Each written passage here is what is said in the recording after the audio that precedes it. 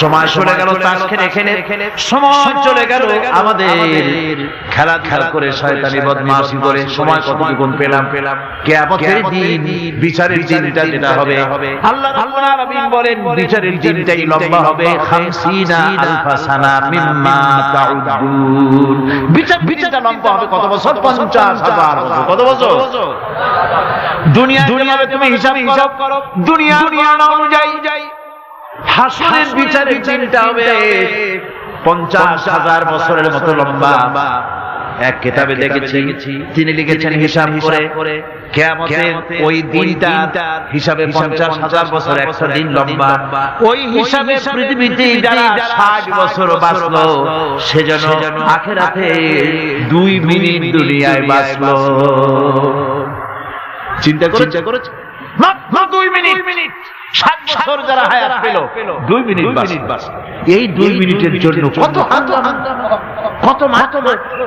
কত সন্ত্রাস ক্ষমতার জন্য লড়াই ঠ্যাং করেনগে লাঠি চান্দার মুগুর ভরেনগে শক্তি ঠেলায় অস্থির আমার বন্ধুগণ সময় চলে যাচ্ছে স্রোতের মতো করে কারোর জন্য সময় অপেক্ষা করতেছে না আমাদের মৃত্যু প্রতি মুহূর্তে কাছে চলে আসতেছে এই জন্য শায়ের বলেছেন আগা আপনি মौत से कोई बशर नहीं আগা আপনি मौत से कोई बशर नहीं सामान 100 बरस के हैं पल की खबर नहीं মৃত্যু সম্পর্কে আমাদের কারখানাই যে কোনো মুহূর্তে মৃত্যু আমাদের কাছে এসে যেতে পারে মৃত্যু সম্পর্কে কিছুই জানা নাই অথচ প্রতি মুহূর্তে আমরা মৃত্যুর দিকে এগিয়ে চলছি 100 বছর কি ধরে খাবো তাও জমা করে রেখেছি কিন্তু এক মুহূর্তের খবর নাই মা ফিরে এসেছি বাড়ি যেতে পারবো নিশ্চয়তা নাই আছে বলেন আছে আপনি বাড়িটাও ভালো বসেছেন দাঁড়াতে পারবেন এই নিশ্চয়তা নাই সুতরাং সূরার সময়ের উপরে কসম করে মূলত সময়ের অপরিসীম গুরুত্ব সম্পর্কে আল্লাহ পাক মানুষকে বুঝাইছেন সময়ের দাম দাও আমাদের সময় চলে যায় গান শুনতে আশ্চর্য মলম বিক্রি করা দেখতে তাস তাসা খেলতে সময় চলে যায় কেউ খেয়াল করে না সময় বলতে অতীত কাল হতে পারে আবার বর্তমানও হতে পারে আর বর্তমান কাল কোনো কালই না বর্তমান কাল কোনো কাল নয় প্রতি মুহূর্তে ভবিষ্যৎ এসে বর্তমান আর প্রতি মুহূর্তে বর্তমান কি হয় অতীত হয়ে যায় বর্তমান কাল বলে কোনো কাল না প্রতি মুহূর্তে অতীত হয়ে যাচ্ছে এই যে মাহফিলে বসছিলাম প্রথম এসে ওইটা কি এখন বর্তমান আছে এই যে বর্তমান কথা বলছি এটা হয়ে যাচ্ছে সুতরাং বর্তমান কাল নাই আল্লাহ পাক আল আসরে সময় কসম করে বলছেন যদি আমরা চিন্তা ভাবনা করি তাহলে আমরা লক্ষ্য করব আমাদের আসল ধন সময় আসল মূলধন কি জীবনের আসল মূলধন কি সময়ের দিকে লক্ষ্য রাখতে বলা হয়েছে যেই জাতি লক্ষ্য করুন যে জাতি দৈনিক 5 বার টাইমলি অক্তমত সময় মতো নামাজ আদায় করতে হয় দুর্ভাগ্যজনক সত্য সেই জাতির কাছে সময়ের কোনো দাম নাই সময়ের দাম নাই 9টার গাড়ি কয়টায় আসবে 9টার গাড়ি কয়টায় আসবে একদিন দেখা গেল সত্যি 9টার সময় এসে গেছে যাত্রীরা বলছে মাশাআল্লাহ অন্তত একটা দিন তো 9টার সময় আসলো স্টেশন মাস্টার বলছে না খুশি হওয়ার কারণ নাই আজকে না এটা গতকালকেরটা আমার আমেরিকার সফরের সময় যে বাড়িতে আমি আমেরিকায় থাকি কুইন্স এলাকায় নিউ ইয়র্ক সিটি সে বাড়িওয়ালা চাকরি করে সে আমাকে বললো 10টি বছর আমি একটা ট্রেনে যাতায়াত করি সে বলছে রাত 3:45টায় ট্রেনটা আসে ওই ট্রেনে চড়ে সে কর্মস্থলে যায় বললো 10টা বছর আমি এখানে আছি 10 বছরের ভিতরে এই ট্রেনটা 1 মিনিটের জন্য এদিক করলো না ঠিক 3:45টায় এসে হাজির হয়ে গেছে ঝড় হোক বৃষ্টি হোক স্নো হোক বরফ পড়ুক টাইমলি চলতেছে। দুনিয়ায় ভিন্ন জাতিরা যে উন্নতি করে তার পেছনে সময়ের জ্ঞান তাদের অনেক বেশি আমাদের থেকে, কথা ঠিক কিনা? আমাদের সময়ের জ্ঞান নাই, সময়ের কোনো মূল্য আমরা দেই না। 2টার সময় মিটিং হবে, মন্ত্রী সাহেব আসেন 5টার সময়, ঠিক কিনা? বক্তৃতার জন্য সময় দেওয়া হয়েছে 20 মিনিট, নাহমাদু ওয়া নুসাল্লি আলা কইয়া সুর দিয়া 35 মিনিট গেছে নাহমাদু কইতে, সময় 20 মিনিট তাদের মনেই নেই। এই যে সময়ের জ্ঞান নাই, এটা ব্যর্থ। নামাজ মানুষকে সময়ের জ্ঞান শেখায়, কোন আলহামদুলিল্লাহ। এই সময়ের জ্ঞান আমাদেরকে শিখতে হবে। এবার আমি আপনাদের সামনে বলতে চাই, আল্লাহর নবী জনাবে মুহাম্মদ রাসূলুল্লাহ সাল্লাল্লাহু আলাইহি ওয়াসাল্লাম নামাজের ব্যাপারে কি বলছেন? এতক্ষণ তো আল্লাহর কথা শোনালাম, কার কথা শোনাইছে?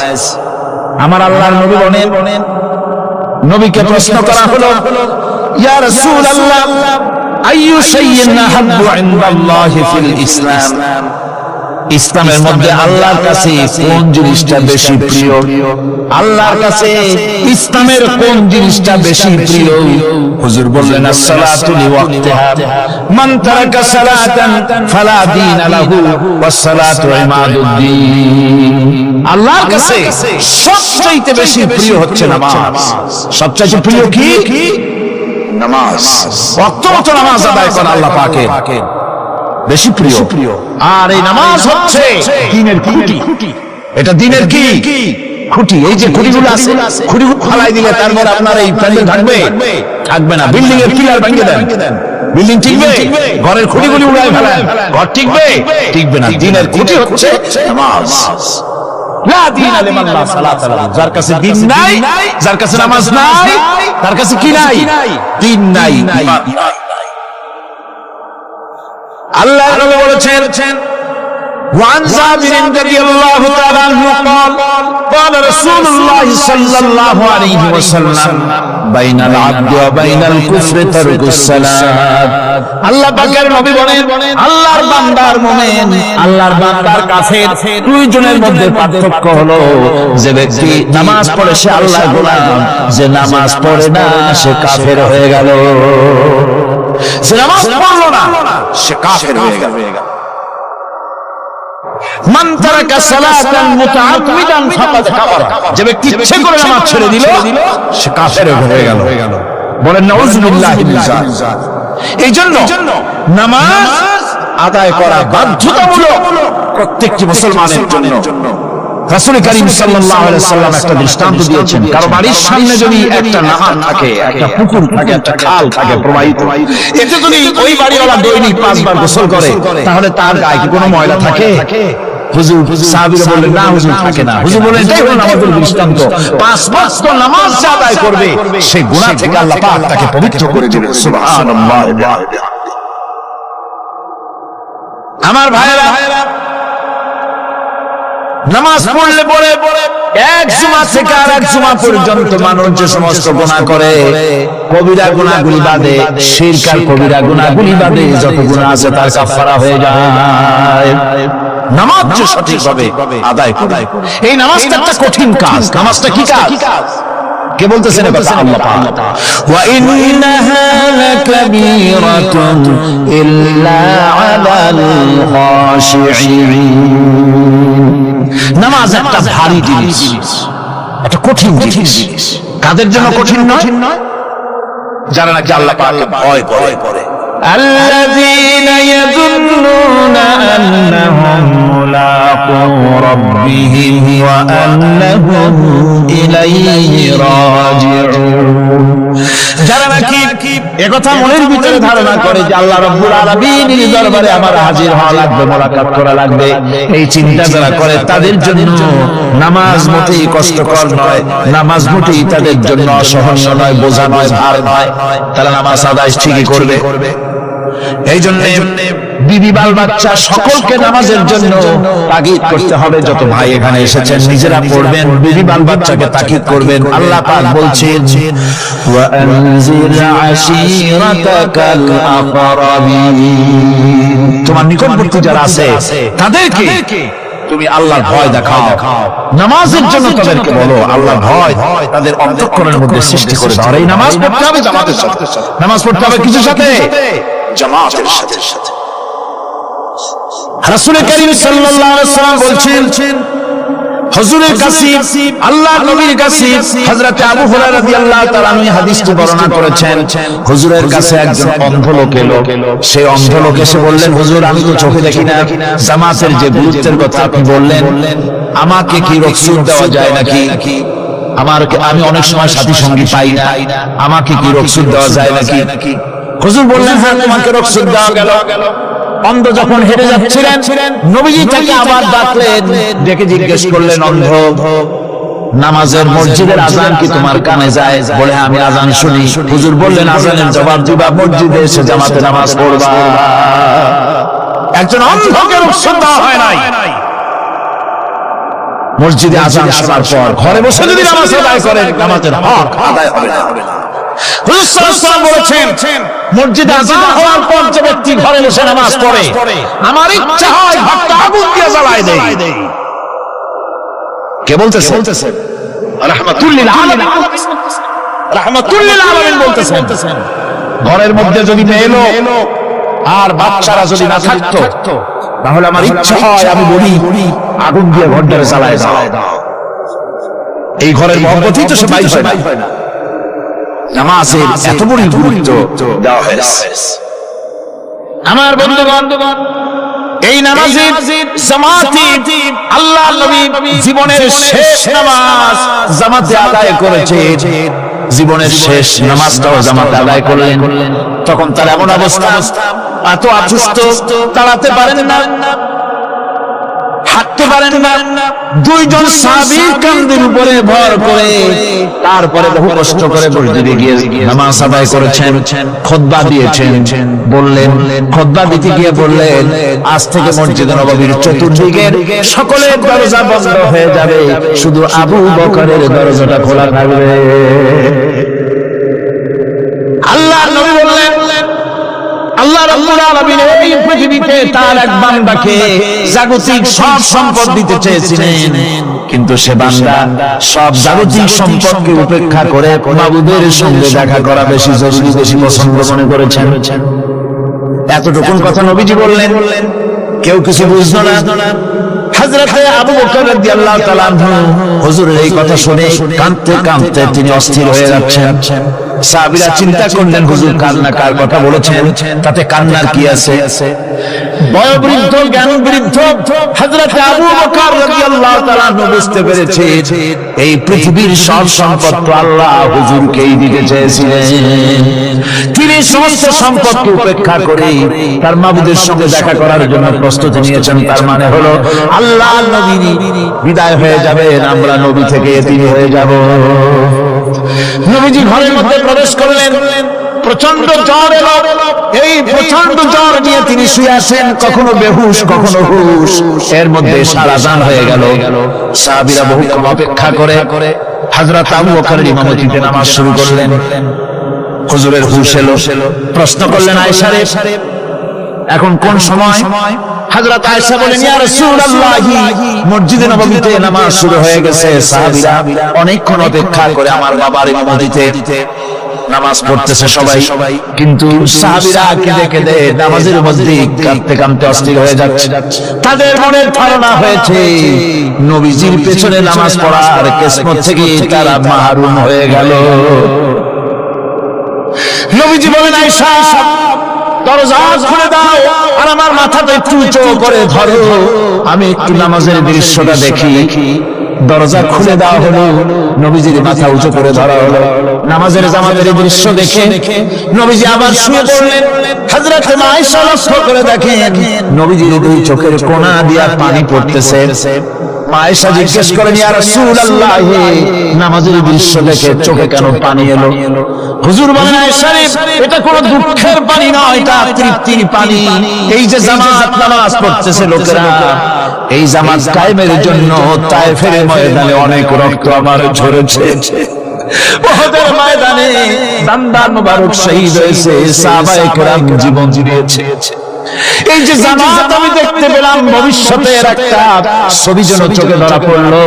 আমার মনে হলো কিয়ামত পর্যন্ত এই পৃথিবীতে আমার যত উম্মত আসবে তারা এইভাবে করে জামাতে নামাজ আদায় করবে। নবীজি মাথার কাছে মালাকুল মউত যখন এসে গেছে, আমার ভাইরা, এই পৃথিবীতে যত নবীরা এসেছিলেন মৃত্যুর সময় সমস্ত নবীরা শেষ কথা যেটা বলেছেন, হাদিস, সমস্ত নবীরা উম্মতের জন্য মৃত্যুর মুহূর্তে শেষ কথা যেটা বলেছেন সেটা হলো আসসালাত, আসসালাত, নামাজ, নামাজ। আমার নবী যখন বিদায় হয়ে যান, বিদায়ের মুহূর্তে মেয়ের কথা বললেন না, কলিজার টুকরা নাতির কথা বললেন না, জামাইয়ের কথা বললেন না, স্ত্রীর কথা বললেন না, মৃত্যুর সময় শেষ কথা বললেন আসসালাত, আসসালাত ওয়া মা মালাকাত আইমানুকুম, নামাজ, নামাজ, আমার উম্মতেরা নামাজ, আমার উম্মতেরা নামাজ ছেড়ে দিও না, নামাজ। সেই নবী উম্মতের জন্য এত কাঁদলেন, নামাজের জন্য এত কথা বলে গেলেন, আল্লাহ রাব্বুল আলামিন নামাজের জন্য এত নির্দেশ করলেন, নবীজি ইন্তেকালের সময় নামাজের কথা বলে দিলেন। সেই মুসলমান আজ নামাজ আদায় করে না, নামাজ পড়ে তো নামাজ শুদ্ধ হয় না। হযরত হুযায়ফা রাদিয়াল্লাহু তাআলা আনহু তিনি একবার ইয়েমেন সফর করেছিলেন, এক মসজিদে নামাজ পড়লেন, একজনকে তিনি নামাজ পড়তে দেখলেন, নামাজ পড়তে দেখে তিনি অপেক্ষা করলেন, লোকটার নামাজ হয়ে যাওয়ার পর তিনি প্রশ্ন করলেন, আল্লাহর বান্দা, তুমি কতদিন এরকম নামাজ পড়তেছো? তিনি বললেন, প্রায় 40 বছর তো হবে আমি এরকম নামাজ পড়তেছি। হযরত হুযায়ফা বলেন, তুমি কি আমারে চেনো? কয় না, চিনি না। হযরত হুযায়ফা বললেন, আল্লাহর বান্দা শোনো, আমি হচ্ছি আল্লাহর নবী মুহাম্মদুর রাসূলুল্লাহ সাল্লাল্লাহু আলাইহি ওয়াসাল্লামের সাহাবী হুযায়ফা। ও আল্লাহর বান্দা, তুমি যেভাবে নামাজ পড়েছো এইরকম যদি 40 বছর নামাজ পড়ে থাকো, আল্লাহর কসম করে বলি, নবীজি যে নামাজ শিখাইছেন তোমার সে নামাজ হয় নাই। রাসূলুল্লাহ নামাজ হয় নাই, নামাজ পড়লেই হবে না। রাসূলুল্লাহ বলেছেন, সাল্লু কামা রাআইতুমুনি উসাল্লি, নামাজ পড়ো সেইভাবে যেভাবে আমার করতে দেখো। বিশ্বাস করুন ভাইরা, নামাজ যদি না হয়, হরতাল করিয়া, মিছিল করিয়া, বিক্ষোভ করিয়া, যে কোন আন্দোলন করে ইসলামকে বিজয়ী করা যাবে না যতক্ষণ পর্যন্ত নামাজ সহি না হবে। নামাজ হচ্ছে ফাউন্ডেশন, নামাজ নাই কিচ্ছু নাই। ঠিকঠাক করে দুইটা সেজদা দিয়ে উঠে যাবেন, আপনার ইসলামী আন্দোলনের 4 পয়সার দাম নাই। নামাজ আগে, জিহাদের ময়দানেও নামাজ, যেখানে আছেন ওখানেই নামাজ পড়তে হবে, আপনার পড়তে হবে আদবের সাথে, মুহাব্বতের সাথে, অন্তত এক তাসবিহ পরিমাণ তো বটেই। যদি তা না হয়, রুকু থেকে দাঁড়ালেন, সেজদায় চলে গেলেন, ওয়াজিব তরক হলো, সেজদা দিলেন না, নামাজ ফাসিদ হয়ে গেল, নষ্ট হয়ে গেল। এটা পাগলামি না, নামাজ সহিভাবে আদায় করতে হবে। নামাজ থেকে দাঁড়াবেন, রুকু থেকে দাঁড়ায় গেলেন, বলবেন রব্বানা লাকাল হামদ, রব্বানা লাকাল হামদ হামদান কাসীরান তাইয়িবান মুবারাকান ফীহি। একজন সাহাবী এই দোয়াটা পড়ছিলেন। নামাজ শেষ করে আল্লাহর নবী প্রশ্ন করলেন, নামাজের ভিতরে অতিরিক্ত এই কথাগুলি কে বলেছো? সাহাবী ভয় পেয়ে গেলেন, ভয় তিনি বললেন, হুজুর আমি বলেছি। হুজুর বললেন, তুমি জানো না আমি নবী, তুমি নবী না, আমি যা দেখি তুমি দেখতে পাও না। তুমি যখন এই দোয়াটা পড়তেছিলে আমি লক্ষ্য করেছিলাম আল্লাহর রহমতের ফেরেশতারা প্রতিযোগিতা করতেছিল তোমার আমলনামায় কে কত বেশি নেকি লিখবে। রুকুতে দাঁড়ায়া এটা পড়বেন, সেজদায় চলে যাবেন, দুই সেজদার মাঝখানে ততক্ষণ বসে থাকবেন যতক্ষণ একটা সেজদার ভিতরে ছিলেন। পড়বেন আল্লাহুম্মা গফিরলি ওয়ারহামনি ওয়াহদিনি ওয়াআফিনি ওয়ারযুকনি। নামাজের মধ্যে দোয়া করতেছেন, আল্লাহ আমারে ক্ষমা করে দাও, সব দোয়া সব হুজুরে, আমাকে ক্ষমা করো, আমাকে হেদায়েত দাও, আমাকে সুস্থ করো, আমাকে রহম করো, আমাকে রিজিক দাও। সুবহানাল্লাহ। নামাজের ভিতরে দোয়া কবুলের সময় নামাজের সিজদার ভিতরে দোয়া কবুল হয়।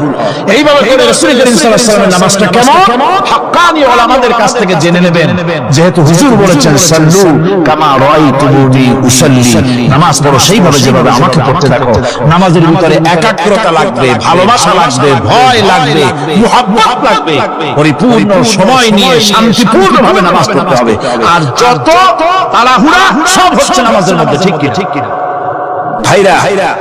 রাসূল করিম সাল্লাল্লাহু আলাইহি ওয়াসাল্লামের যে নামাজ, হুজুর যেভাবে নামাজ পড়েছেন হাদিসে যা পাওয়া যায়, হাদিসে বুখারীতে সব আছে, দেখে নিবেন, সেইভাবে নামাজটা আদায় করে নিবেন। কিয়ামতের দিন আল্লাহ রাব্বুল আলামিন সর্বপ্রথম বান্দাকে প্রশ্ন করবেন কি?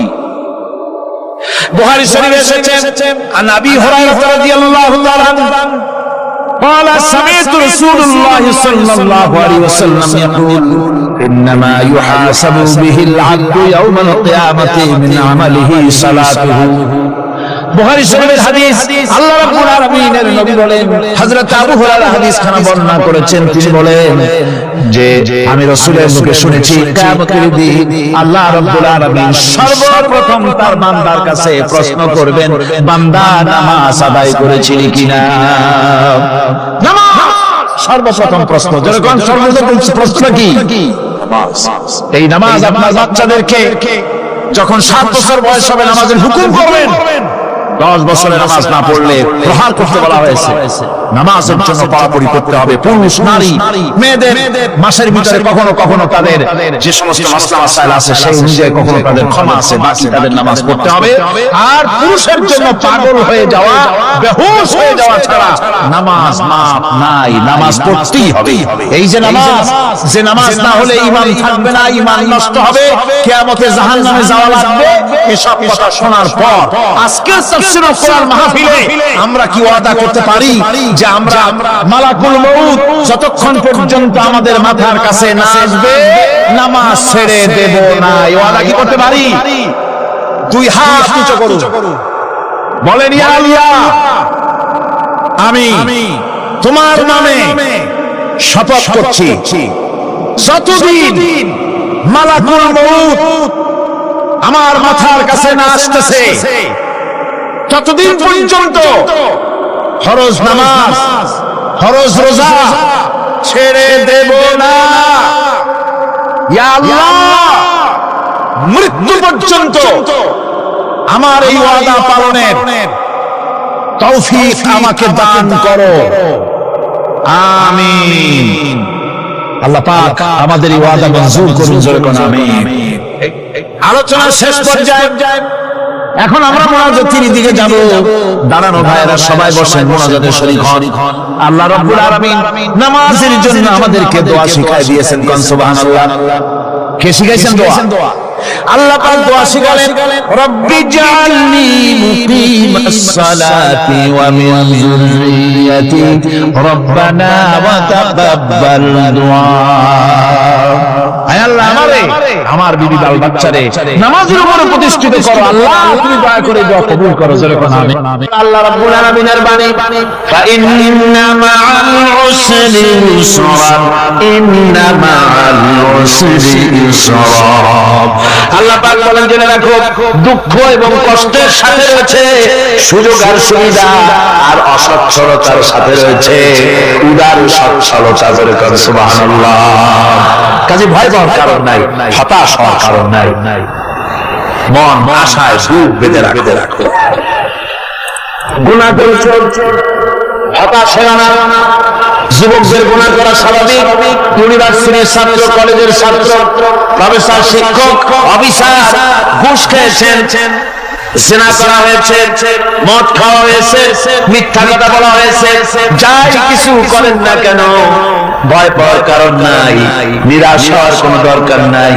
আল্লাহ পাক দেখে বলেছেন, ইয়া ইবাদিয়াল্লাযীনা সারাফু আলা আনফুসিহিম লা তাকনাতু মির রাহমাতিল্লাহ।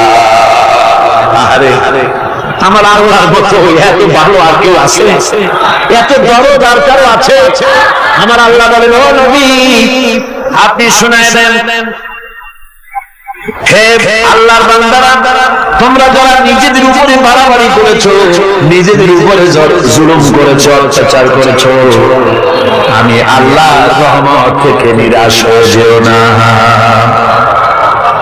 মানুষ যদি অপরাধ করে, বাপের সাথে অপরাধ করেছে, মায়ের সাথে অপরাধ করেছে, মা বাবা সন্তানের চাইতে এত বড় কল্যাণকামী তো আর কেউ নাই, কিন্তু মা বাবা কোনদিন বলে না আয় আমার ছেলে তোর মাফ করে দেই, এরকম বলে নাকি?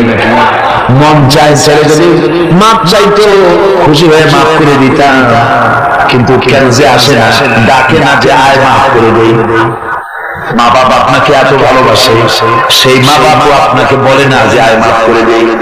আমার আল্লাহ হচ্ছেন এমন আল্লাহ, আল্লাহ রাব্বুল আলামিন ডাকেন, এ বান্দা খুন করেছিস ফিরে আয়, জিনা করেছিস ফিরে আয়, হত্যা করেছিস ফিরে আয়, চুরি করেছিস ফিরে আয়, কুফরি করেছিস ফিরে আয়, সুদ খেয়েছিস, ঘুষ খেয়েছিস, মদ খেয়েছিস ফিরে আয়, এসে আমার দরবারে চোখের পানি ফেল, আমার দরবারে কাঁদাকাটি কর। ইন্নাল্লাহ ইয়াগফিরু যুনুবা জামিআ ইন্নাহু হুয়াল গফুরুর রাহিম। আমার দরবারে চোখের পানি ফেলে কাঁদ, আমি রব্বুল আলামিন জিন্দেগীর গুনাহ মাফ করে দেব। সুবহানাল্লাহ, সুবহানাল্লাহ। আমার কাছে কাঁদ, চোখের পানি ঢাল। আল্লাহ রাব্বুল আলামিনের কাছে বান্দার দুইটা ফোঁটা বেশি প্রিয়, একটা হলো জিহাদের ময়দানে যে রক্ত ফোঁটা দেওয়া হয়, এটা আল্লাহর কাছে প্রিয়, আর আল্লাহর ভয়তে গুনার জন্য লজ্জা করে অনুশোচনা করে বান্দা যখন চোখের পানি ছেড়ে দেয়, আল্লাহর কাছে এটা অত্যন্ত প্রিয়। নবীজি বলেছেন, বান্দা যখন গুনার ভয়তে, আল্লাহর ভয়তে, জাহান্নামের ভয়তে অনুশোচনা করে যখন চোখ দিয়ে পানি ছেড়ে দেয়, ওই চোখের পানি নাকের অর্ধেক আসতে না আসতে আল্লাহ রাব্বুল আলামিন বান্দারে মাফ করে দেয়। আল্লাহ বরদাস্ত করতে পারেন না যে বান্দা আমার ভাইরা, আল্লাহ রহমত এই পৃথিবীতে আল্লাহ রহমতকে 100 ভাগ করা হয়েছে। আল্লাহ রহমতের কত ভাগ? এই 100 ভাগে 1 ভাগ সারা পৃথিবীতে ছড়াই দেওয়া হয়েছে, আর 99 ভাগ কার কাছে? আল্লাহর কাছে। একটা ভাগ দুনিয়া ছড়ানো হয়েছে আদম আলাইহিস সালাম থেকে নিয়ে এই পর্যন্ত, এখান থেকে নিয়ে কিয়ামত পর্যন্ত পৃথিবীতে যত মানুষ আসবে, যত প্রাণী আসবে, তাদের মধ্যে প্রাণী জগতে গাভী তার বাছুরকে ভালোবাসে ঠিক কিনা, হাতি তার বাচ্চাকে ভালোবাসে ঠিক কিনা, মুরগি তার বাচ্চাকে ভালোবাসে কিনা, প্রত্যেক মাই তার সন্তানকে ভালোবাসে মানুষের মতো। এই ভালোবাসাই স্নেহ, এই মমতাই করুণাই মহব্বত একটা ভাগ দুনিয়ায় দেওয়ার পর আপনি আর আমি যতটুকু ভাগে পেয়েছি, সেই মহব্বত স্ত্রীর মহব্বতে অস্থির, মায়ের মহব্বতে অস্থির, সন্তানের মহব্বতে অস্থির। এখন চিন্তা করেন, একটা ভাগ সারা পৃথিবীতে বিতরণ করার পর যেটুকু পেয়েছি, কাজে যদি এত মহব্বত হয়, তাহলে এর 99 ভাগ মহব্বত যে আল্লাহর কাছে জমা আছে, এই বান্দার জন্য তার কত মহব্বত, এই বান্দার জন্য কত করুণা, কত মহব্বত, কত দয়া। এজন্য আল্লাহ রাব্বুল আলামিন বলেছেন, নাব্বি ইবাদি আন্নী আনাল গফুরুর রহিম। আমার নবী সুসংবাদ দিয়ে দাও, বান্দাদেরকে শোনায় দাও যে আমি আল্লাহ তাআলা ক্ষমাশীল আর দয়াবান। হুজুর কাঁদতেছিলেন, হযরত ওমর রাদিয়াল্লাহু তাআলা এসে দেখেন হুজুর একা কাঁদতেছে। হুজুর জিজ্ঞেস করছেন, হযরত ওমর জিজ্ঞেস করলেন, হুজুর আপনি কাঁদছেন কেন? একা একা। হযরত ওমর বলেন, আমি যখন প্রশ্ন করলাম, নবীজি বললেন, আমার কাছে কিছু আগে জিবরাইল এসেছিলেন, জিবরাইল এসে আমাকে বললেন, আল্লাহ পাক বলেছেন, হে আমার নবী, ইসলামের ভিতরে থেকে যে সমস্ত মানুষগুলো ইসলামের ভিতরে থেকে চুল আর দাড়ি পাকায় দিছে, কিয়ামতের দিন এই লোকগুলোরে আমি শাস্তি দিতে আমার শরম হবে। হযরত ওমর বলেন হুজুর উম্মতের জন্য কত বড় কষ্ট খবর এটা, আর আপনি কাঁদতেছেন। হুজুর বলেন ওমর তুমি জানো না আমার কান্নার কারণ ভিন্ন। আমার কান্নার কারণ হলো যে আল্লাহ রাব্বুল আলামিন কিয়ামতের দিন দাড়ি চুল পাকা বান্দারে শাস্তি দিতে স্মরণ করবেন। সেই দাড়ি চুল পাকা বান্দাগুলি আল্লাহর সাথে নাফরমানি করতে স্মরণ করে না। আমি এই লজ্জায় কাঁদতেছি। ভাইরা হুজুর আল্লাহ পাক বলেন আমার নবী রাতের আধারে যখন একটা বুড়া আমার দরবারে হাত উঁচু করে, একটা বুড়া মানুষ রাতের আধারে যখন আমার দরবারে হাত উঁচু করে আর যখন বলতে থাকে রব্বুল আলামিন আমার পেছনের জীবনটা বড় খারাপ করেছি, এমন কোন কাজ জীবনে করি নাই যা তোমার কাছে কিছু দাবি করতে পারি, সব রকমের নাফরমানি করেছি, আজ আমি বুড়া হয়ে গেছি, কামাই করতে পারি না, ছেলে আমাকে চোখে দেখতে পারে না, পুত্রবধূ আমাকে ঘরে জায়গা দেয় না, আমার স্ত্রী আমাকে দেখতে পারে না, রোজগার করতে পারি না, হাঁটতে পারি না, চলতে পারি না, সবার কাছে আমি পিতা হয়ে গেছি, আমি দাঁড়াতে পারি না, কোমরে ব্যথা পাই, হাঁটুতে ব্যথা পাই, চলতে পারি না, কানে শুনতে পাই না, চোখে দেখতে পারি না, আর তোমার কাছে কিছু চাইয়া নেব এমন ভালো কাজও করি নাই। এইভাবে যখন বান্দা কাঁদতে থাকে আমার দরবারে, ও আমার হাবিব আমার রহমতের দরিয়ায় জোশ মেরে যায়, আমার শরম হয় এই বুড়াটারে কেমনে খালি হাতে ফিরাইয়া দেই। সুবহানাল্লাহ সুবহানাল্লাহ। আমার আল্লাহর এত দয়া, আমার আল্লাহর এত মায়া, এত মহব্বত। আমার আল্লাহ রাব্বুল আলামিন বলেন ওয়া ইযা সালাকা ইবাদি আন্নী ফাইন্নী কারীব। আমার হাবিব আমার বান্দা আমার ব্যাপারে প্রশ্ন করে, আমি বান্দার একদম নিকটে।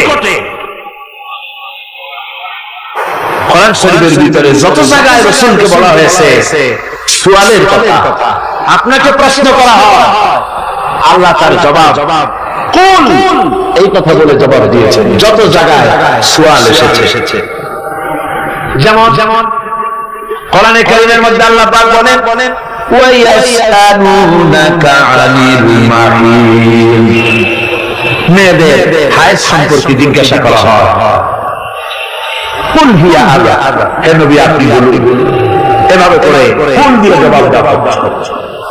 আবার প্রশ্ন করা হচ্ছে ইয়াসআলুনাকা আনিল আনফাল, এই গনিমতের মাল সম্পর্কে হুজুর আপনাকে হে নবী আপনাকে প্রশ্ন করা হয়, আল্লাহ কুল দিয়ে জবাব দিলেন, আল্লাহ বলেন আপনি বলেন ওয়ায়াসআলুনাকা আনিল খামরি ওয়াল মাইসির, আল্লাহ পাক বলেন নবী আপনাকে প্রশ্ন করা হয় কুল ফীহিমা ইসমুন কাবীর, আল্লাহ কুল দিয়ে বললেন তুমি বলো। আবার বলা হলো ওয়ায়াসআলুনাকা আনিল আহিল্লা কুল হিয়া মাওয়াকিতু লিন্নাস, নবী আপনাকে প্রশ্ন করা হয় চাঁদের ক্রমবর্ধমান এবং ক্রমহ্রাস, এই যে বাড়ে আর কমে, পূর্ণিমা হয় অমাবস্যা হয়, কেন হয় আপনি বলুন কুল। আপনি বলেন এটা আমি অর্থ এবং সময়, বছর আর দিন গণনা করার জন্য পৃথিবীবাসীদের জন্য বিনা পয়সায় একটা ক্যালেন্ডার বানাইয়া আকাশে ঝুলাই রেখেছি। এভাবে যত জায়গায় এসেছে আপনাকে প্রশ্ন করা হয়, তত জায়গায় আল্লাহ জবাব দিয়েছেন কোন আপনি বলেন। গোটা কোরআন শরীফের ভিতরে এই একটি মাত্র জায়গা যেখানে বলা হয়েছে আপনাকে প্রশ্ন করা হয়, আল্লাহ এখানে বলতে পারতেন কুল আপনি বলেন, আল্লাহ তোমাদের নিকটবর্তী, এভাবে জবাব হয় না। এটা কায়দাটা হলো এই, আল্লাহ বলতেছেন ওয়াইজা সালাকা ইবাদি, ও আমার নবী প্রশ্ন তো আমার বান্দারা আমার ব্যাপারে করেছে, এবার আপনার জবাবের কোনো দরকার নাই, প্রশ্ন আমার ব্যাপারে আমি নিজে জবাব দিয়ে দেই, ফাইন্নী কারীব। ও বান্দা আমার ব্যাপারে প্রশ্ন করেছিস, জবাব আমি দেই, আমি তোর সবচাইতে বেশি নিকটে। সুবহানাল্লাহ, কত নিকটে, ওয়া নাহনু আকরাবু ইলাইহি মিন হাবিলিল ওয়ারিদ, তোর যে রব এই শাহরাদের চাইতেও আমি তোর বেশি কাছে। সুবহানাল্লাহ, আমার আমারে ডাক, কলিজা দিয়া ডাক, অন্তর দিয়া ডাক। মনের থেকে মানুষ যদি ডাকে, মুখের ডাক আর মনের ডাক এক জিনিস নয়। दिल से जुबान पे निकलती है, असर रखती है, पर नहीं मगर ताकते परवाज रखती है। दिल থেকে যে কথা বেরোয় তা প্রভাব বিস্তার করে, দাম নাই, কিন্তু ওড়ার ক্ষমতা রাখে। মনের কথাই ভিন্ন, মন থেকে, দিল থেকে, কলিজা থেকে, অন্তরের গভীর কন্দর থেকে, মুহাব্বতের সাথে কেউ যদি একবার বলে আল্লাহ, বলেন আল্লাহ, আল্লাহ,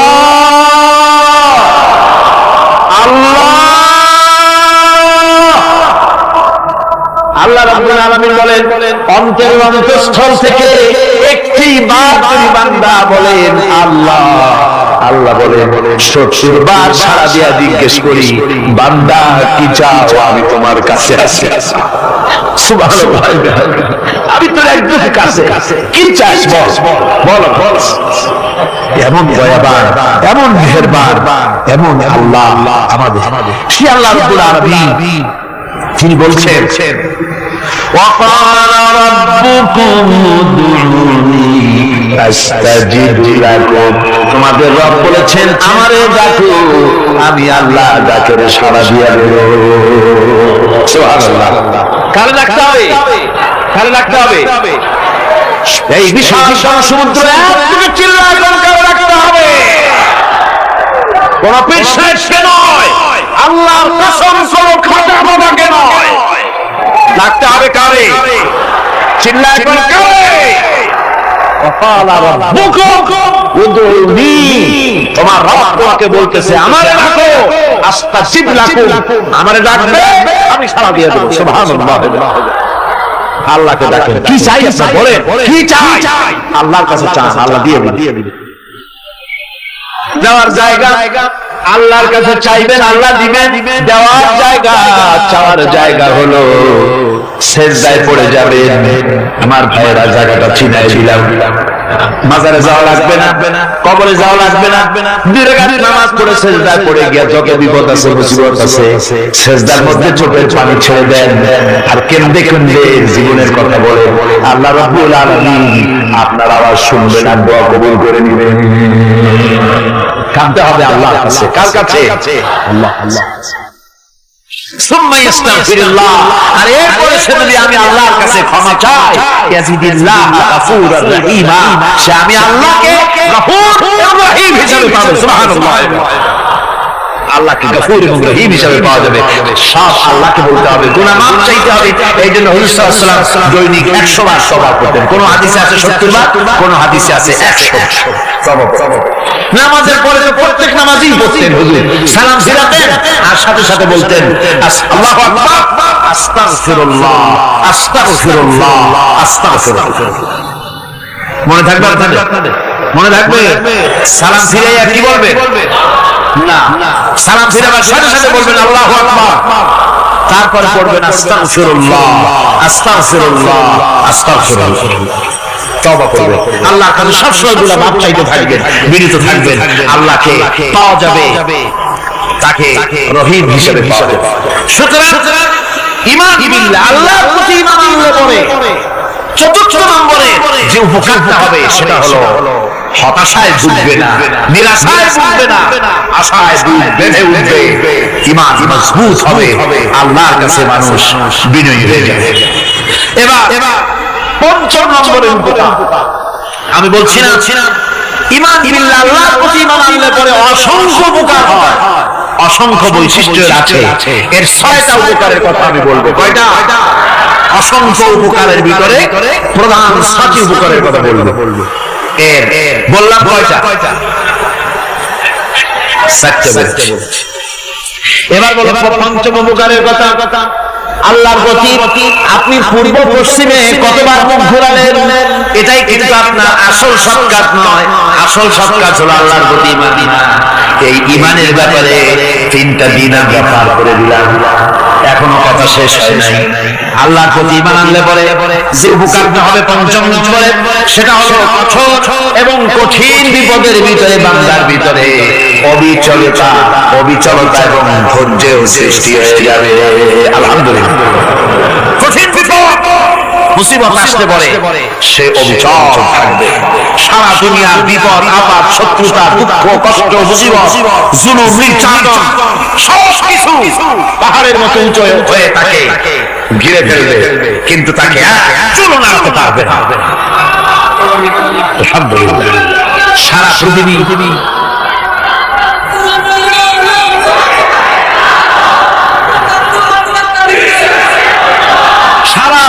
একদিকে আর সে একা একদিকে থাকবে। বিরোধিতা তো হবেই, বিপদ তো আসবে। কবি বলতেছেন সাথে জাকা রহা হ্যায় আসল সে তা ইমরোজ, সাথে জাকা রহা হ্যায় আসল সে তা ইমরোজ, চরাগে মুস্তাফাবি সে শরারে বুলাবিস। সে আলম কাল থেকে শুরু করে মুস্তাফা সাল্লাল্লাহু আলাইহি ওয়াসাল্লামের দীপ শিখার সাথে আবু জাহেল, আবু লাহাবের অগ্নিস্ফুলিঙ্গের টক্কর লেগে আছে। রাসূলুল্লাহ আল্লাহর দেওয়া এই বিধান, এই দ্বীনের বাতিটা টিম টিম করে জ্বলছে। আর বরকি টর্নেডো হাজার হাজার মাইল বেগে হেরিকেন এসেছে, গর্কি এসেছে, টর্নেডো এসেছে, টাইফুন এসেছে, কিন্তু এই আলো নিভাইতে পারে নাই। সুবহানাল্লাহ। এই আলো নিভাতে পারে না। এই সত্যটা চিরকালে নিভাতে পারবে না। কারণ হচ্ছে আল্লাহ রাব্বুল আলামিন বলেছেন ইউরিদুনা লিউতফিউ নূরাল্লাহি বিআফওয়াহিহিম ওয়াল্লাহু মুতিম্মু নূরিহি ওয়ালাউ কারিহাল কাফিরুন। ওরা চায় মুখের ফু দিয়ে আমার আলোকে নিভিয়ে দেবে, কিন্তু আমি আমার আলোকে পূর্ণতা দান করব। তাতে কাফের বেঈমানদের কলিজায় যত জ্বালা যন্ত্রণা হোক, আমার দ্বীন কেউ মিটাই দিতে পারবে না। সুবহানাল্লাহ। সুতরাং বিপদে অবিচলতা আসবে, সতর্ক হবে, মজবুত হবে। কোরআনে কারীম বলতেছে ওয়াকাযালিকা জাআলনা লিকুল্লি নাবিয়্যিন আদুওয়াম মিনাল মুজরিমিন। এই পৃথিবীতে এমনি করে আমি সকল নবীদের শত্রু বানিয়েছি, সব পাপিষ্ঠ অপরাধীদেরকে। নবীদের সাথে বিরোধিতা করেছে কারা? পাপিষ্ঠরা, অপরাধীরা।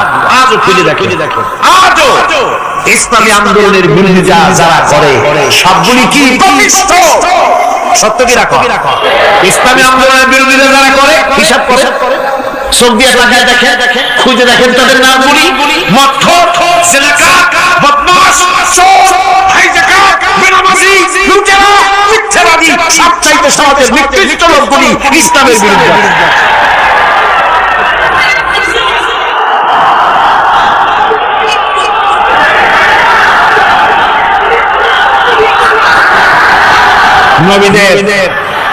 নবীদের শত্রু আল্লাহ বলেন সব যুগে নবীদের সাথে শত্রুতা করেছে পাপিষ্ঠরা। আল্লাহর কথা, কার কথা? সকল যুগে নবীদের সাথে শত্রুতা করেছে পাপিষ্ঠরা, নিকৃষ্ট ধরনের অপরাধীরা। সুতরাং নবী রাসূলদের অবস্থা যখন এই, তখন দ্বীনের দাওয়াত যারাই দেবে তাদের কিসমত এরকম হবেই। এই বাবার মোকাবেলা তাদেরও করতে হবে। এই যে বাবারা আসে, এই যে মারে, অপরাধ কি? এই যে তারা চোর বা ডাকাত যাদের মারা হয়, আল্লাহ রাব্বুল আলামিন বলেন অপরাধ হলো ওয়া মা নাকামু মিনহুম ইল্লা আইয়ুমিনু বিল্লাহিল আজিজিল হামিদ। অপরাধ হচ্ছে ঈমানদার লোকদের উপর নির্যাতন চালিয়েছে, অন্য কোনো কারণে নয়। কারণ একটাই, তারা আল্লাহর জমিনে আল্লাহর দ্বীন প্রতিষ্ঠা করতে চেয়েছে। আর কোন অপরাধ না। জমিন আল্লাহ, জমিন কার? এই বিশাল সমুদ্র গর্জে উঠে চোখে বলুন জমিন কার? আইন চলবে কার? এখানেই সংঘর্ষ বেঁধেছে আবহমান কাল করে। মানুষ অত্যাচারিত হয়েছে, সাহাবায়ে কেরাম অত্যাচারিত হয়েছে। বুখারী শরীফের হাদিসে এসেছে রাসূল করিম সাল্লাল্লাহু আলাইহি ওয়াসাল্লামের কাছে হযরতে খাব্বাব গিয়ে উপস্থিত হয়েছিলেন। হযরতে খাব্বাব বলেন, হাদিসটা এভাবে লেখা হয়েছে বুখারীতে, ওয়ান খাব্বাব বিন আলিদ রাদিয়াল্লাহু তাআলা আনহু قال شكونا إلى رسول الله صلى الله عليه وسلم وهو متوسد بردة له في ظل الكعبة। রাসূলুল্লাহর কাছে গেল, কাবা শরীফের কাছে গিয়ে দেখি নবীজি একটা চাদর গায়ে দিয়ে তিনি আরাম ফরমাচ্ছিলেন কাবা শরীফের ছায়ায়। সেখানে গিয়ে বললাম, আলা তাস্তানসিরু লানা আলা তাদউ লানা ইয়া রাসূলুল্লাহ, হে আল্লাহর রাসূল, আপনি কি আমাদের জন্য আল্লাহর কাছে দোয়া চাইবেন না? আপনি কি আল্লাহর কাছে আমাদের জন্য সাহায্য চাইবেন না? আমাদের লোকগুলিকে, মুসলমানগুলিকে মারতে মারতে তো শেষ করে ফেলে দিল। তারা আমাদের সুমাইয়াকে মারলো, আমাদের খাব্বাবকে উটের সাথে পায়ের দড়ি লাগায় টানলো, আমাদের খোবায়েবকে তারা আগুনের উপরে চিৎ করে শোয়ায় রাখলো, না খায় রাখতেছে, মারতেছে। কষ্টে তো শেষ হয়ে গেলাম, হুজুর আপনি কি আমাদের জন্য দোয়া করবেন না? হাদিস শরীফে এসেছে নবীজি উঠে বসলেন সোজা হয়ে। নবীজি বলেন, ও আমার সাহাবী, ও খাব্বাব, শোনো, তোমাদের আগে এই পৃথিবীতে যারা দ্বীনের দাওয়াত দিতে এসেছিলেন তাদেরকে সমকালীন রাষ্ট্র শক্তি, সমাজ শক্তি তাদেরকে ধরত, ফায়ুখাজুর রাজুল, তাদেরকে তারা ধরত, ফায়ুফারু লাহু ফিল আরদ, আর তার জন্য জমিনের ভিতরে কবর বানাইতো।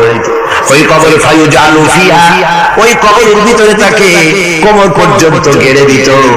সুম্মা ইউতা বিল মানশার, এরপরে করাত আনতো, ফায়ুদাউ আলা রাসিহি, এরপরে ওই করাত তার মাথার উপরে রাখতো, ফায়ুজালু নিসফাইন, এরপরে করাত দিয়া চিরে জীবিত মানুষটারে দ্বিখণ্ডিত করে দিত। মা ইয়াসুদ্দুহু যালিকা আন দীনিহি, ও আমার খাব্বাব, এত কষ্ট দেওয়ার পরেও সেই যুগের কোন মুসলমানকে, দ্বীনের দায়ীদেরকে আল্লাহ দ্বীন থেকে এক চুলো তারা সরাই দিতে পারে নাই, এক চুলো সরাতে পারে নাই। ওয়াল্লাহি, ও খাব্বাব, আমি আমার আল্লাহর নামে কসম করে বলছি, লা ইউতাম্মান্নাল্লাহু হাযাল আমর হাত্তা ইয়াসিরা রাকিবু মিন সানা ইলা হাযরামাত। আমি কসম করে বলি, আল্লাহ রাব্বুল আলামিনের এই সানা থেকে হাযরামাত পর্যন্ত লোকেরা যাতায়াত করবে, সুন্দরী রমণীরা গমন করবে, সদাগরেরা যাতায়াত করবে, টাকা নিয়ে পয়সা নিয়ে যাতায়াত করবে। তাদের মনের মধ্যে লুটের ভয়, টাকার ভয়, চুরির ভয়, ডাকাতির ভয়, জেনার ভয়, হত্যার ভয়, ধর্ষণের ভয়, কোন ভয় থাকবে না। লা ইয়াখাফু ইল্লাল্লাহ, আল্লাহ ছাড়া কোন ভয় থাকবে না। এমন একটা সমাজ, এমন একটা সময় আসবে, ওয়ালাকিন্নাকুম তাস্তাজিলুন, অথচ খুব তাড়াহুড়ো তোমরা করতেছো, তাড়াহুড়ো করো না, সময় আসবে ইনশাআল্লাহ। আমার ভাইয়েরা, আমার বন্ধুগণ, কঠিন বিপদে অবিচলতা এবং ধৈর্যের দৃষ্টান্ত রেখে গেছেন আম্বিয়া আলাইহিমুস সালাম। সুবহানাল্লাহ। কঠিন বিপদে অবিচলতা, দৃঢ়তা, ধৈর্য কারে বলে, তার দৃষ্টান্ত কারা রেখেছেন? আম্বিয়া আলাইহিমুস সালাম। ওনারাই আমাদের আদর্শ, নবীরাই আদর্শ, সাহাবায়ে কেরাম রিদওয়ানুল্লাহি তাআলা আলাইহিম আজমাইন আমাদের আদর্শ। ভাইরা আমার, মুসা আলাইহিস সালামকে ফেরাউন যখন ঘিরে বেঁধে দিল, কোরআনের সব কথা গল্প গুজবার ইতিহাসের জন্য লেখা হয় না, কোরআনের মধ্যে যা লেখা হয়েছে সব বান্দাদের উপদেশের জন্য, যাতে করে লোকেরা চিরকাল এর থেকে উপদেশ নিয়ে নিজেদের তৈরি করতে পারে। জোরে বলেন সুবহানাল্লাহ। মুসা আলাইহিস সালামের কথা আল্লাহ বলেন, ফেরাউন তাকে ঘিরে ফেলে দিল, পালাবার রাস্তা নাই। ফালাম্মা তারাআল জামআন ক্বালা আসহাবু মূসা ইন্না লামুদরাকুন।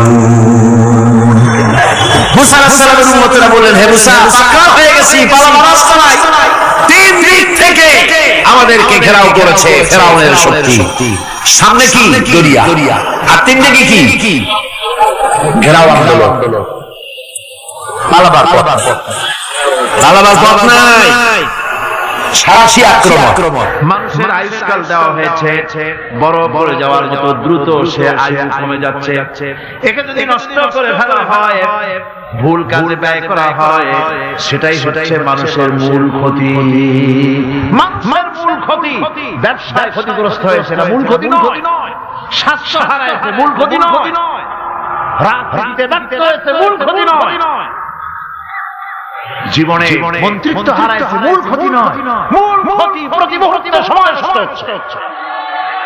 এটাই মূল ক্ষতি। ভাইরা কিয়ামতের দিন জান্নাতীদের কোনো দুঃখ থাকবে না, সকলের দুঃখ থাকবে, জান্নাতীদের কোনো দুঃখ থাকবে না? থাকবে। জান্নাতীদের মনের মধ্যে একটা দুঃখই থাকবে। ভালো করে শুনুন, জান্নাতীদের মনের মধ্যে একটা দুঃখই হবে। তারা মনে মনে চিন্তা করবেন, আফসোস করবেন, আরে যদি দুনিয়ায় বসে অমুক সময় বাসে বসেছিলাম, আজে বাজে চিন্তা করেছি, বাড়ির ড্রয়িং রুমে একা একা বসে বসে আজে বাজে চিন্তা করেছি, অমুক সময় খেলাধুলায় কাটাইছি, এই সময়গুলিতে যদি সুবহানাল্লাহ, আলহামদুলিল্লাহ, লা ইলাহা ইল্লাল্লাহ, আল্লাহু আকবার, এই তাসবিহ যদি পড়তাম, জিকির আজকার করতাম, জান্নাতের ভিতরে আরামত লাভ করতে পারতাম। সময় কাজে লাগাইলাম। মানুষের সত্য, মুমিনের সত্য সব। ফাকুলু লিন্নাসি হুসনা, মানুষের সঙ্গে ভালো ভালো কথা কও, মানুষের সঙ্গে হাসি মুখে কথা কও।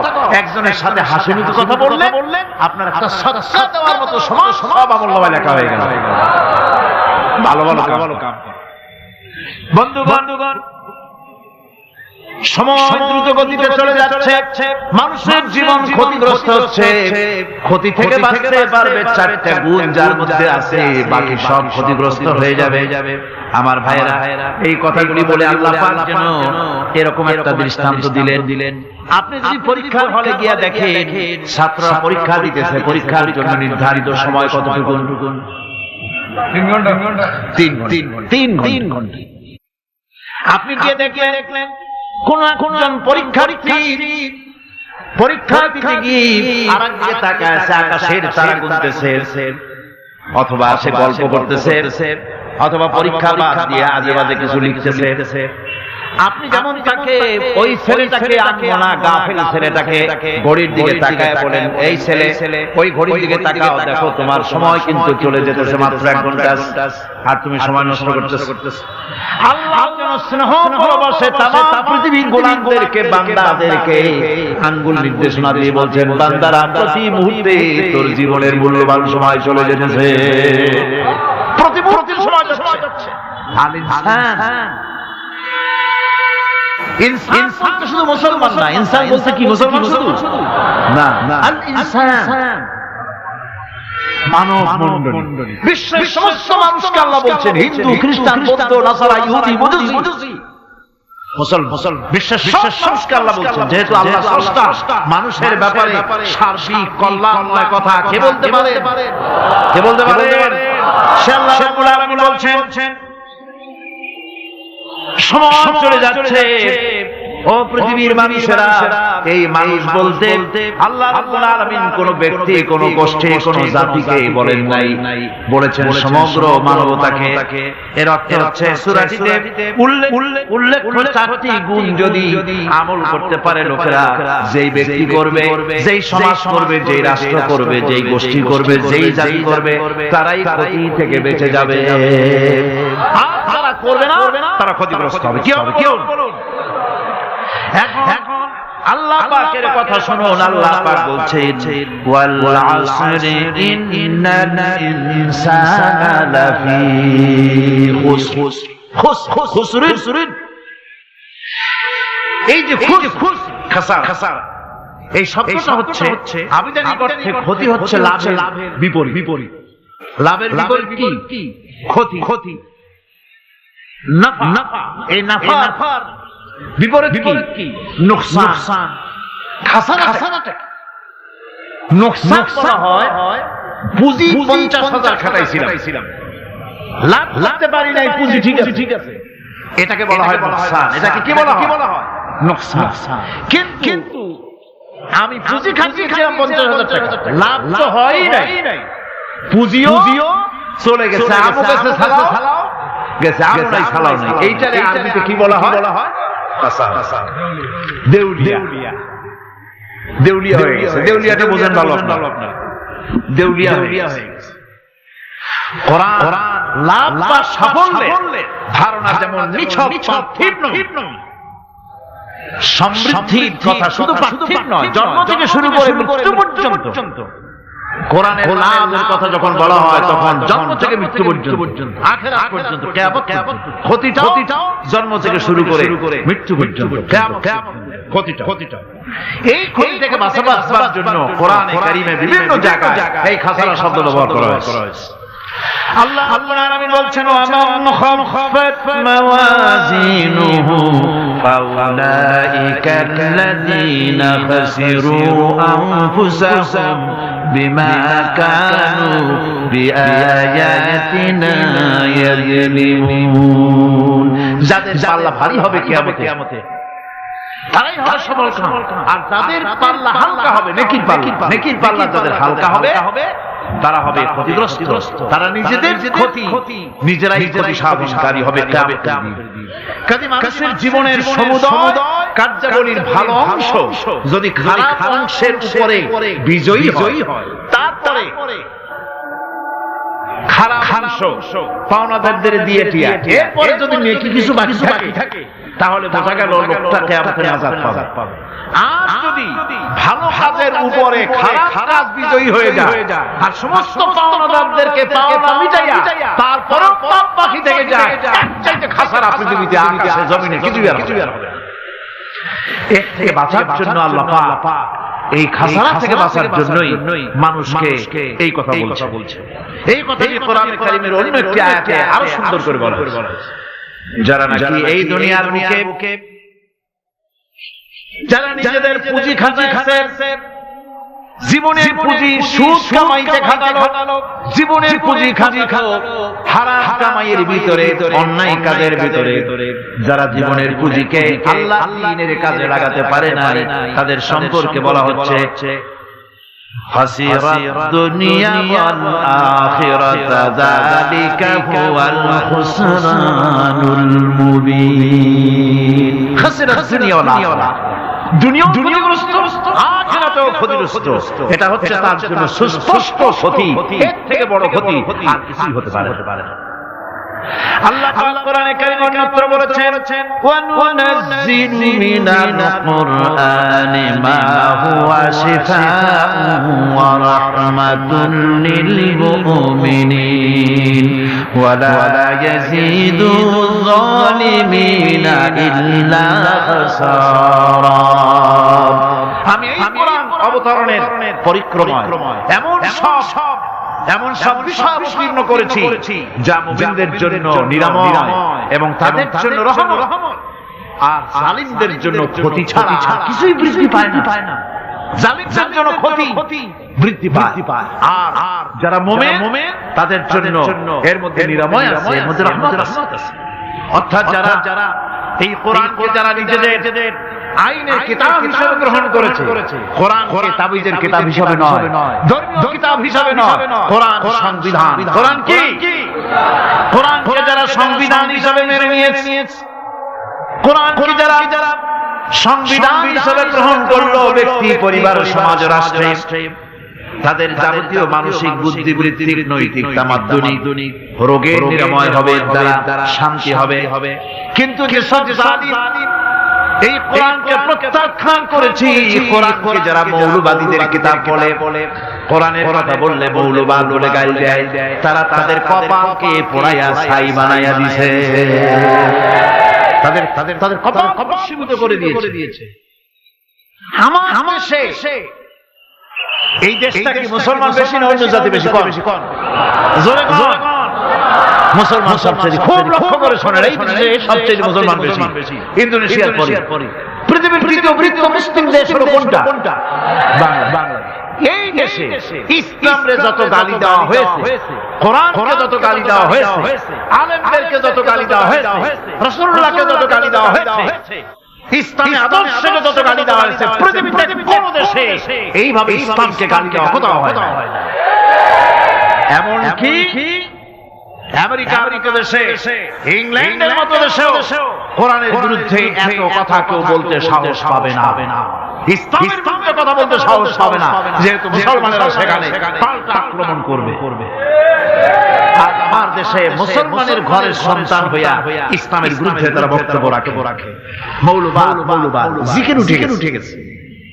আমেরিকার প্রেসিডেন্ট যখন শপথ নেন, প্রেসিডেন্ট হিসেবে ওথ নেন, বাইবেলের উপরে হাত রাখেন আর বলেন, এই মহান গ্রন্থকে স্পর্শ করে শপথ নিচ্ছি, আমি আমার চিন্তা চেতনা, আমার মেধা, আমার প্রজ্ঞা, সবটা আমার জাতি, আমার দেশকে উন্নয়নের জন্য, এর সমৃদ্ধির জন্য, এর সংরক্ষণের জন্য আমি আমার জীবনকে উৎসর্গ করব। বাইবেলের উপরে স্পর্শ করে এই শপথ তারা নেন। আমার দেশের প্রেসিডেন্ট, প্রধানমন্ত্রী শপথ নেওয়ার সময় কোরআন শরীফের উপরে হাত রাখে যদি, তাহলে বলা হবে বেচারা মৌলবাদী হয়ে গেছে। এটা করে না। যদি কেউ করে সামান্য কিছু কোরআন না, যদি তসবিহও আসে, তাহলে বুঝতে হবে জাতির সাথে প্রতারণা ছাড়া কিছু। কাজেই ধর্মের প্রতি আকর্ষণ একটা ভিন্ন জিনিস। সেই জিনিসকে ছেড়ে যারা দেয় তারাই ক্ষতিগ্রস্ত হয়, আর যারা ধরে রাখে তারা দুনিয়ায় ক্ষতিগ্রস্ত হয় না। আল্লাহ পাক এখানে রাসূল কারীম সাল্লাল্লাহু আলাইহি ওয়াসাল্লামের একটি হাদিস প্রণিধান কোরআনের ব্যাপারে হুজুর বলেছেন, আল কোরআন হুজ্জাতুন লাকা ওয়া আলাইক। এই কোরআন হয় তোমার পক্ষের সাক্ষী, না হয় এই কোরআন তোমার বিপক্ষের সাক্ষী। কিয়ামতে এই কোরআন হয় তোমার পক্ষে কাজ করবে, নতুবা কোরআন তোমার বিপক্ষে কাজ করবে। দুই অবস্থা থেকে খালি হবে না। হয় কোরআন তোমার পক্ষে সাক্ষী দেবে, না হয় আমরা কি চাই, কিয়ামতে কি চাই বলেন, কি চাই? কোরআনের পক্ষে যদি আমরা সাক্ষী চাই, তাহলে এই কোরআনের পক্ষে আমাদেরকে কাজ করতে হবে। এছাড়া আমাদের নাজাতের কোনো পথ নাই। আমাদের মুক্তির পথ হচ্ছে কোরআন। রাসূলুল্লাহ হাদিস কেন্দ্রিক। এর বাইরে আমাদের সমস্ত পুঁজি নষ্ট হয়ে যাবে। আমাদেরকে পৃথিবীতে টিকে থাকতে হলে কোরআনের উপর ভিত্তি করে আমাদেরকে বাঁচতে হবে, টিকতে হবে। কোরআনে কারিমে আল্লাহ রাব্বুল আলামিন অন্যত্র বলেছেন, কুল ইন্নাল খাসিরিনাল্লাযীনা খাসিরু আনফুসাহুম ওয়া আহলিহিম ইয়াওমাল কিয়ামাহ আলা যালিকা হুয়াল খুসরানুল মুবিন। বলো প্রকৃত দেউলিয়া তারাই যারা কিয়ামতের দিন নিজেকে, নিজের পরিবারবর্গকে এই ক্ষতির দিকে যারা ঠেলে দেবে। ভালো করে শুনে নাও, এটি হচ্ছে সুস্পষ্ট ক্ষতি, সুস্পষ্ট দেউলিয়াপনা। এই ক্ষতি থেকে বাঁচার জন্য আল্লাহ রাব্বুল আলামিন কোরআনে কারীমের মধ্যে বলেছেন, ওয়াল আসরি ইন্নাল ইনসানা লাফি খুসর। পড়েন সবাই, ওয়াল আসরি ইন্নাল ইনসানা লাফি খুসর। সমস্ত মানুষের জীবন ক্ষতিগ্রস্ত। কে বলতেছেন? গাছ উড়ে ওঠার কথা না, গাছ উড়ে ওঠে। আল্লাহ বলতেছেন ক্ষতিগ্রস্ত। আপনি যতই মনে করেন আপনার মিল আছে, কল আছে, কারখানা আছে, মন্ত্রী, টাকা পয়সা আছে, প্রেসিডেন্ট হয়েছেন, প্রধানমন্ত্রী হয়েছেন, আপনার জীবন সফল হয়েছে, আল্লাহ বলেন না, জীবন ব্যর্থ, জীবন বিফল, জীবন ক্ষতিগ্রস্ত। তামাম পৃথিবী সমস্ত মানুষ ক্ষতিগ্রস্ত, ব্যর্থ। সাতটা কাজ করলে সফল হবে। কয়টা কাজ? জোরে বলেন, কয়টা কাজ? ইল্লাল্লাযীনা আমানু ওয়া আমিলুস সালিহাতি ওয়া তাওয়াসাউ বিল হাক্কি ওয়া তাওয়াসাউ বিস সাবর। সাতটা কাজ করলে জীবন হবে সফল। এই ব্যর্থতা থেকে, ক্ষতি থেকে যদি বাঁচতে চাই কিনা? কারা চাই দেখাই তো হাত। কারা চাই? ক্ষতির হাত থেকে বাঁচতে চাই কারা? আলহামদুলিল্লাহ। ক্ষতির হাত থেকে যারা বাঁচতে চান, আল্লাহ রাব্বুল আলামিন তাদের জন্য ফর্মুলা পেশ করেছেন, ইল্লাল্লাযীনা আমানু وعملوا الصالحات وتواصوا بالحق وتواصوا بالصبر আল্লাহ পাক বলেন সাতটি কাজ করলে জীবন সফল হয়ে যাবে। কয়টা কাজ? সাতটা কাজ করলে জীবনটা সফল হয়ে যাবে। এক নম্বরে ঈমান। এক নম্বরে কি? ঈমান। এটাই হচ্ছে ফাউন্ডেশন। ক্ষতি থেকে বাঁচার জন্য প্রথম যে গুণটি, সেটির নাম হচ্ছে ঈমান। ইসলামে ঈমানের স্থান সর্বপ্রথম, তারপরে হচ্ছে ইসলাম। ঈমান আগে, তারপরে কি? ইসলাম। ইসলাম হচ্ছে বীজ, ঈমান হচ্ছে বীজ, আর ইসলাম হচ্ছে চারা, গাছ। এটা হচ্ছে ভিত। এই ভিত্তিকে সর্বপ্রথম মজবুত করতে হবে। ঈমানের ভিত্তি, ঈমানের ভিত্তি দুনিয়ায় ঈমানের আহ্বান জানাবার জন্যই আল্লাহ রাব্বুল আলামিন সমস্ত নবী এবং রাসূলদেরকে পৃথিবীতে পাঠিয়েছেন ঈমানের আহ্বানের জন্য। দুনিয়ার সমস্ত নবীদের দাওয়াত ছিল ঈমানের দাওয়াত। কিসের দাওয়াত?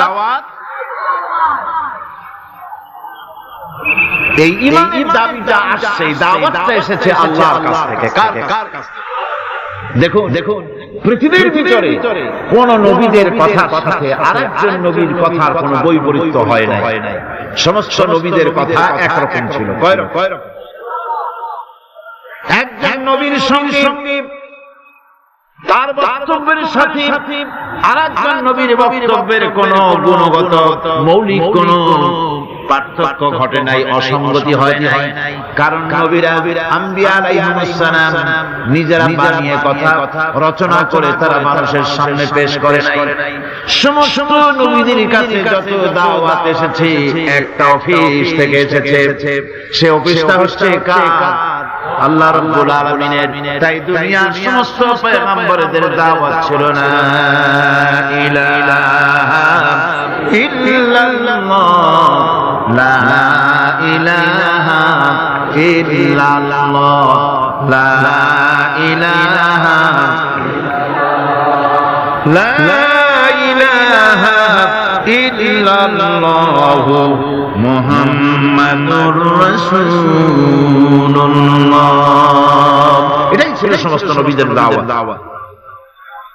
কোরআন কারীম তার ধারক এবং বাহক সম্পর্কে বলে যে তিনি যে দাওয়াত দিয়েছেন সে দাওয়াতটা হলো ঈমানের দাওয়াত। আমাদের নবী তিনি এসে যে দাওয়াত দিয়েছেন সে দাওয়াতটা কিসের? কোরআন কারীম বলছে ربنا إننا سمعنا مناديا ينادي للإيمان। হে আমাদের রব, নিশ্চয়ই আমরা এমন একজন আহ্বায়কের আহ্বান শুনেছি যিনি আমাদেরকে ঈমানের দাওয়াত দিয়েছেন। এমন কোন পয়গম্বর নাই দুনিয়ায় যিনি ঈমানের দাওয়াত দেন নাই। সকলেই ঈমানের দাওয়াত মানুষের সামনে, বিশ্ববাসীর সামনে পেশ করেছেন। কোরআনে হাকিম স্পষ্ট একটা সীমারেখা দুনিয়ার মানুষের সামনে পেশ করে পৃথিবীর মানুষগুলিকে দুটি শ্রেণীতে বিভক্ত করে দিয়েছে। একটি হচ্ছে ঈমান পোষণকারী, আরেকটি হচ্ছে অবিশ্বাসী। একটা ঈমান পোষণকারী আর একটা অবিশ্বাসী। ঈমান পোষণকারীরা সত্যশ্রয়ী, তারা হচ্ছে জ্ঞান এবং নূরের সম্পদে সমৃদ্ধ। আর দ্বিতীয় দলটি হচ্ছে কাফের, জালিম, মূর্খ। তারা হেদায়েতের রাস্তা তাদের জন্য অবরুদ্ধ। কোরআনে কারীম এই দুইটি দল সম্পর্কে উল্লেখ করতেছেন মাসালুল ফারিকাইনি কাল আ'মা ওয়াল আসাম্মি ওয়াল বাসীরি ওয়াস সামীম هل يستويان مثلا أفلا قرآن বলছে هل يستويان مثلا أفلا تذكرون। দুইটি শ্রেণীতে আল্লাহ পাক ভাগ করে দিয়েছেন। একটা শ্রেণী হচ্ছে অন্ধ, বোবা, বধির। আরেকটি যারা শুনতে পায়, চোখে দেখতে পায়। এই দুটি কখনো এক নয়, সমান নয়। এই দুটি রাস্তা আলাদা। কাফেরের রাস্তা, ইমানদারদের রাস্তা সম্পূর্ণ ভিন্ন। আল্লাহ রাব্বুল আলামিন ঈমান কুফরের পার্থক্য বলে দেওয়ার জন্য গোটা মানব জাতির মধ্যে স্পষ্ট করে বলেছেন, লা ইকরাহা ফিদ-দীন ক্বাদ তাবায়্যানার রুশদু মিনাল গায়্য।